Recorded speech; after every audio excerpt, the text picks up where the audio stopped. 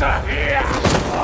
Before shared universes and superhero crossovers, Van Helsing tried to unite Dracula, Frankenstein, and the Wolfman into one monster-sized movie. But behind the Gothic action and wild CGI, this movie's production was seriously strange. Count Dracula, played by Richard Roxburgh, was based on rock stars Mick Jagger and David Bowie. Roxburgh wanted Dracula to move with swagger and flirt like a stage god, not an ancient vampire. He even practiced hip-swaying movements to mimic Jagger's strut. Director Stephen Sommers loved it and told him to play Dracula like he's performing for an audience. The result was one of the most flamboyant and eccentric Draculas ever filmed.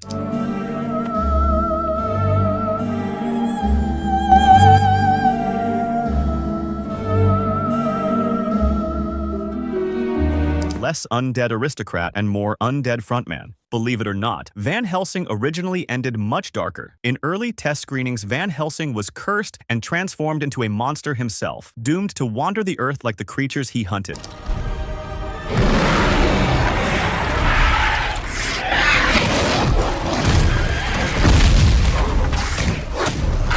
Universal freaked out, calling it too tragic for summer audiences. The ending was reshot, so Anna dies, and Van Helsing sails off peacefully. The original ending would have set up a sequel where he becomes a hunted monster. It was literally filmed, then deleted weeks before release. Now, only storyboards and script pages remain a haunting what-if ending for the ultimate monster hunter. Van Helsing was originally part of the Mummy universe. Director Stephen Sommers planned it as a direct spin-off, with Brendan Fraser's Rick O'Connell cameoing as a monster-hunting ally. Early drafts even mentioned Imhotep and hinted at ancient Egyptian vampire lore. But Universal got cold feet, fearing the crossover would confuse audiences. Ironically, Van Helsing ended up creating a shared monster world long before the failed Dark Universe years later. Schuler Hensley's Frankenstein monster costume was a nightmare. The 50-pound suit was loaded with steel, latex, animatronics, and lighting tubes that actually glowed. It took 6 hours to apply every morning, and Hensley often sweated so much the crew had to use hair dryers inside the costume. Sommers wanted the monster to look both human and mechanical, a walking piece of tragic art. The result? One of the heaviest, most uncomfortable monster suits in film history. Those eerie, winged vampire brides weren't CGI models. They were professional ballet dancers on wires. Sommers wanted their movements to be graceful yet alien, so he hired dancers who could move like floating spirits. They trained for weeks in harnesses, perfecting unnatural mid-air poses. During one infamous take, their giant bat wings kept colliding mid-flight, causing multiple delays. Their final performances were elegant, terrifying, and totally unique, making them some of the weirdest flying vampires in movie history. Despite all the CGI werewolves, the film also featured real trained wolves from Eastern Europe. They appeared in the background of forest scenes and during tense chases. Trainers kept them calm despite explosions and bright lights. Hugh Jackman even bonded with them between takes. The crew jokingly called him the Wolf Whisperer. The wolves had their own handler's trailer, nicknamed the Wolf Motel, mixing live animals with massive sets made for one seriously unpredictable shoot. Stephen Sommers had one mission: make Van Helsing the James Bond of monster movies. He envisioned Gabriel Van Helsing as a suave, mysterious secret agent working for the Vatican instead of MI6, complete with gadgets, mission briefings, and a Q-like sidekick in Carl. Even the film's pacing mirrors Bond-style adventure beats. Sommers said, "If James Bond lived in 1888 and hunted vampires, this is what it would look like." The gadgets, like the automatic crossbow and grappling gun, were inspired directly by Bond tech from GoldenEye and The Spy Who Loved Me. Rings of garlic, holy water, silver steak, crucifix. In a time when most movie tie-in games were rushed and forgettable, Van Helsing's 2004 video game stood out, not just because of its visuals, but because Hugh Jackman himself returned to voice his character. Developed for PlayStation 2, Xbox, and PC, the game acted as a direct sequel, picking up right where the movie ended. Players hunted monsters across Gothic castles, crypts, and underground cities using Van Helsing's iconic crossbows and grappling hook. Jackman reportedly recorded his lines between filming X-Men 2 and The Last Stand, giving the game cinematic authenticity. The soundtrack reused Alan Silvestri's sweeping score, and cutscenes looked like deleted movie scenes. Fans even noticed Hidden. Universal planned a TV spin-off set in the same universe. It was supposed to follow Van Helsing hunting new monsters around the globe, a Gothic Monster of the Week series. Sets were being designed and scripts written before the studio canceled it due to poor box office reception. Years later, a totally unrelated Van Helsing show premiered in 2016, starring a female descendant of Gabriel Van Helsing,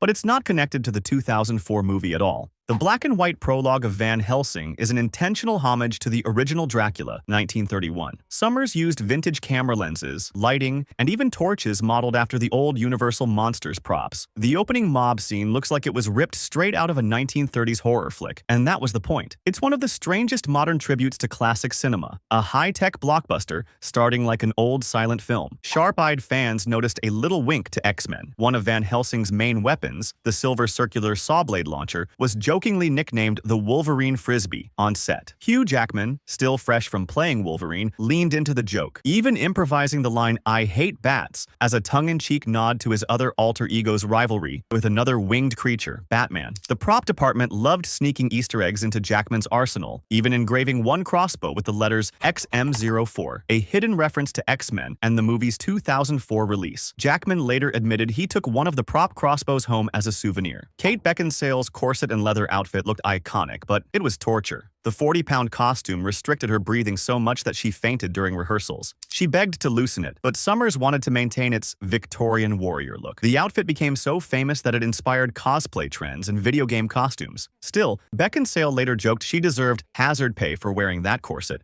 The werewolf transformation scenes were cutting edge for 2004. Each sequence took weeks to animate frame by frame, blending prosthetics, muscle simulations, and 3D scans of the actors. Will Kemp, who played Velkin, wore dozens of motion capture markers while contorting his body in slow motion. The result was grotesque, violent, and hyper-detailed, far more realistic than what other movies were doing at the time. In short, those transformations were so weirdly lifelike they still hold up today. Despite critical backlash, Van Helsing opened huge. It was Universal's biggest international release at the time, earning over $120 million in 10 days. The film's online trailer also became the most watched on the internet in 2004, back when streaming trailers was a novelty. It even outsold The Day After Tomorrow in early overseas markets. Not bad for a movie featuring vampire ballerinas and electric Frankenstein tubes. Van Helsing was meant to launch an entire shared cinematic monster world a full 13 years before Marvel's Avengers. The plan? Individual spin-offs for Dracula, Frankenstein's monster, and the Wolfman, all connecting back to Van Helsing. There was even concept art for a Bride of Frankenstein reboot. But when critics tore the movie apart, the studio buried the whole project. Decades later, Universal tried again with The Mummy from 2017 and failed again. Turns out, the 2004 version was ahead of its time, and maybe a little too weird for its own good.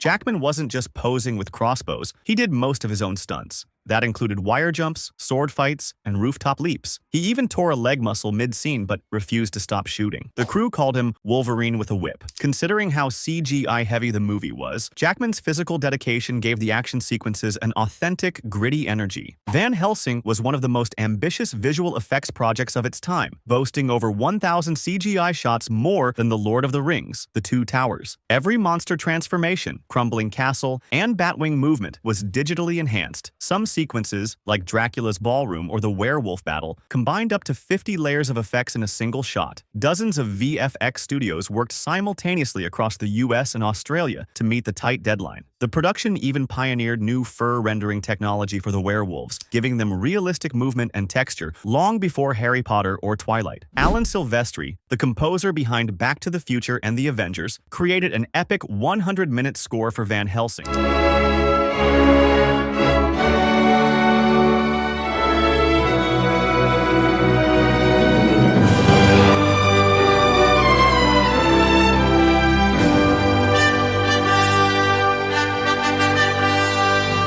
That's nearly the entire movie. The music's Gothic choirs and thunderous brass made even the cheesiest scenes feel grand. Fun fact, the sound team had to turn the music down during mixing because it kept overpowering dialogue. Silvestri later admitted, "This movie doesn't stop for a second, neither could I." Most of Van Helsing's dark Gothic beauty comes from its filming location in the Czech Republic. The movie was shot across Prague, Velká America Canyon, and the historic town of Český Krumlov, whose old-world architecture became the perfect stand-in for Transylvania. The production used Barrandov Studios, one of Europe's oldest, and built massive indoor sets for Dracula's castle, Frankenstein's lab, and the Vatican archives. These practical sets were so detailed that even background books and relics had Latin inscriptions. Hundreds of local extras were cast as villagers, adding authentic Eastern European texture. Fun fact, the main village square still exists and is occasionally used for Halloween tours. Despite being overloaded with CGI, Van Helsing surprisingly used tons of practical fire effects. The villagers' torches, castle infernos, and even Dracula's laboratory explosions were created using real flame rigs. Burn it down!